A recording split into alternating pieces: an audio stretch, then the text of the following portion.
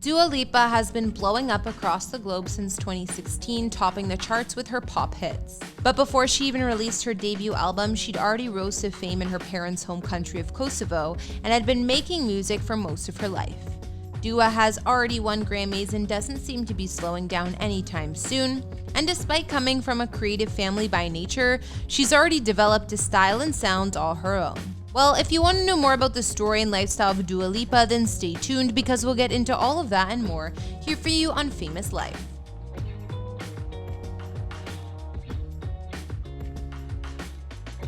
Dua Lipa was born August 22nd, 1995 in London, England to parents Anessa and Dukagjin Lipa from Pristina, Yugoslavia, which is presently known as Kosovo. Dua is the eldest child of her Kosovo-Albanian parents with a younger sister Rina and a brother named Gjin. Through her grandmother from her mom's side, she is also Bosnian and her family is said to be of Muslim heritage. In terms of language, her native tongue is English with a British accent, and she also speaks Albanian. Growing up, Dua was musically influenced by her dad, a lead singer and guitarist for the rock band Oda in Kosovo. He often played music at home, including his own music and plenty of songs by classic artists like Bob Dylan, David Bowie, Radiohead, and more. While living in London, her parents worked as waiters in cafes and bars, but her dad was also studying business while her mother trained in travel and tourism. It appears Dua's father dabbled in quite a bit as before, but he was pursuing a career in dentistry. When they moved back to London, her parents were simply trying to make ends meet for the family. While growing up in London, Dua enjoyed her musical childhood and started singing herself at the young age of 5. She credits this to her creative parents, especially her musician father, who always had music playing at home, as Dua told ABC News. However, in an interview with Harper's Bazaar, she said that her parents never pressured her to pursue music. It just came naturally to a young Dua, who enjoyed putting on at-home concerts for her parents' dinner guests. Either way, her parents have always been her biggest fans. While growing up in West Hampstead, London, Dua attended Fitzjohn's Primary School and took music lessons learning the cello. Funnily enough, when she auditioned to join the school choir, the teacher told her she couldn't sing, which led Dua to start singing lessons at the age of 9. She took them on the weekends at the Sylvia Young Theatre School. Before Dua was born, her parents had just fled their native country Kosovo in 1992 when the war came. As I had mentioned, Dua's grandfathers were historians and her paternal grandfather led the Kosovo Institute of History at the time the war began. Dua explained to The Guardian, "Once the Serbians came in, they wanted a lot of the historians to rewrite the history, that Kosovo was always part of Serbia and never part of Yugoslavia. And my grandfather was one of those people who wouldn't, so he lost his job because he didn't want to write a history he didn't believe to be true."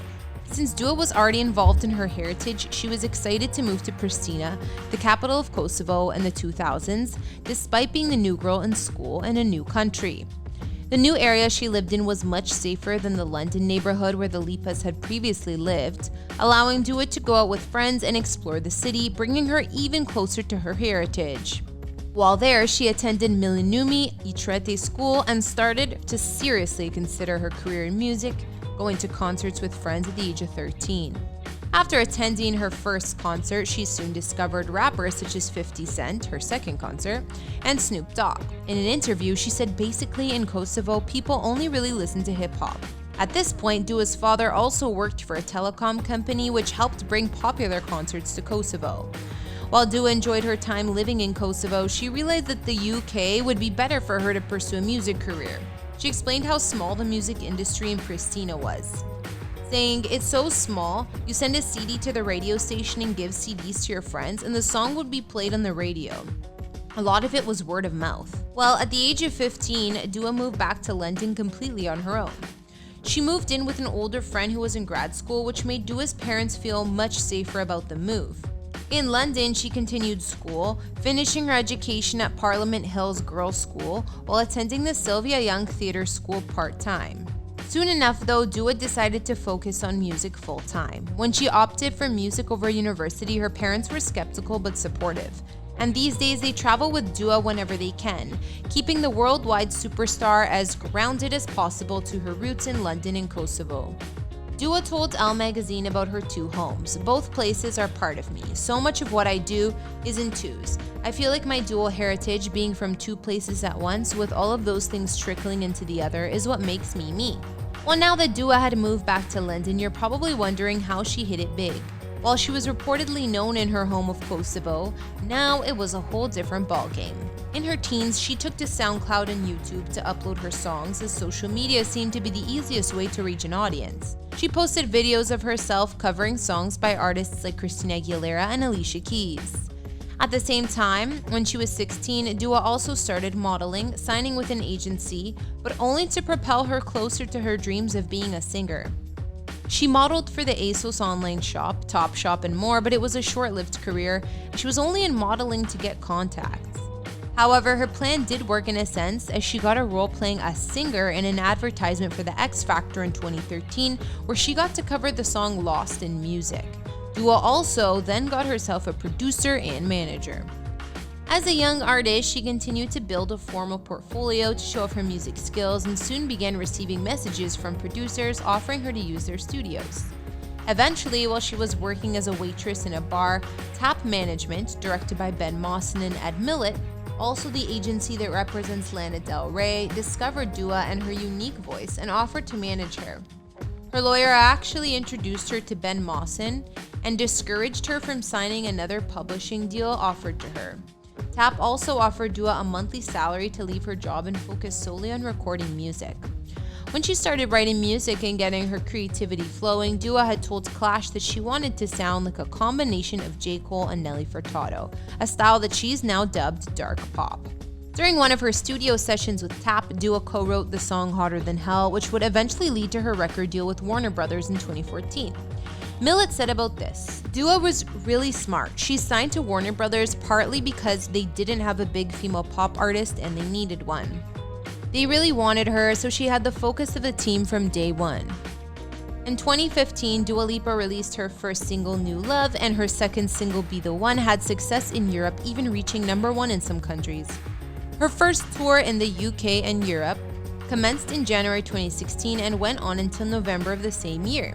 Well, after a handful of more hit songs in the UK and Europe and collabs with artists like Sean Paul, in 2017, Dua's self-titled debut studio album finally was released.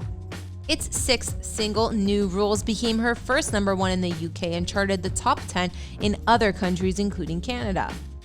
The lyrics of the empowering anthem give listeners a list of rules for getting over an ex, and in a behind-the-scenes clip in the making of the New Rules video, Dua said that it's supposed to show you that your friends are kind of helping each other.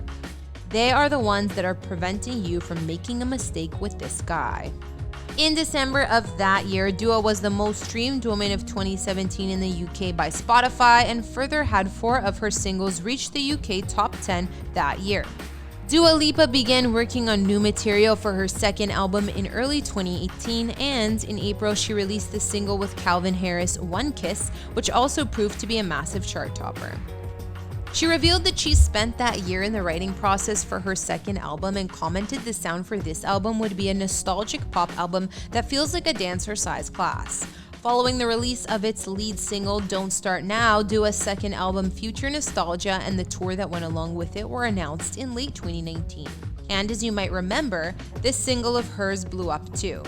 Future Nostalgia was released in March 2020 to widespread critical acclaim and peaked at #1 on the official UK albums chart a month later, while 4 of the album's singles entered the top 10.